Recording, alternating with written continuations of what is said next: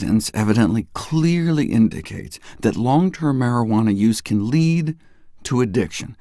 Approximately 9% of those who experiment with marijuana will become addicted, and that number goes up to about 1 in 6 among those who start marijuana as teenagers, and to 25 to 50% among those who smoke marijuana daily.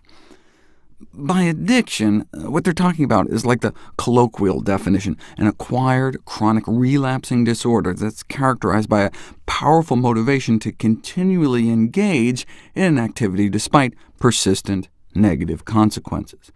You may want to stop, but when you try, you may suffer withdrawal symptoms that make it hard to quit. This withdrawal syndrome affects about 50% of daily users, and typically begins 1 to 2 days after stopping, peaks at 2 to 6 days, but the craving, sleeping problems, nightmares, anger, irritability, unease, and nausea goes away after 1 or 2 weeks. Marijuana now has this reputation as being benign, non-habit-forming, and that may be true for most users. Certainly less addictive than many other drugs like alcohol, only about half the dependence risk compared to heroin or cocaine, less than a third as habit-forming as tobacco, but 9%, 1 in 11 users, 1 in 6 for those starting in their early teens, is hardly an inconsequential percentage, given that about 20 million Americans actively use the stuff. However, not all varieties of cannabis are equally addictive. High-potency strains have been associated with a greater severity of dependence, but that's the stuff people prefer. This is not your grandmother's grass. Based on 38,000 samples of marijuana confiscated by the DEA, the potency has tripled in recent years, from 4% THC up to around 12%.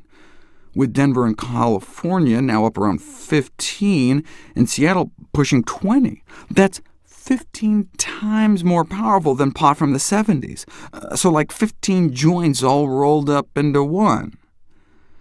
Yeah, but don't users know this and titrate their dose accordingly, using less of the more potent pot?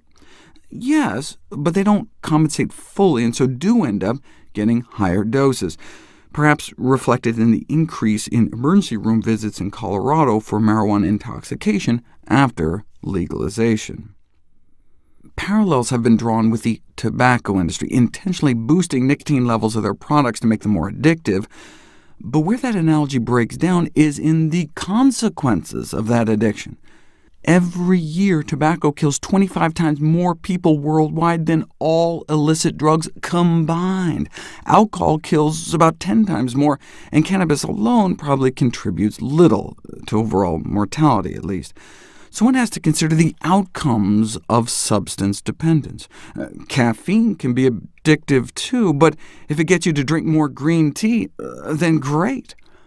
The consequences of consuming this leaf as opposed to this leaf depends on the health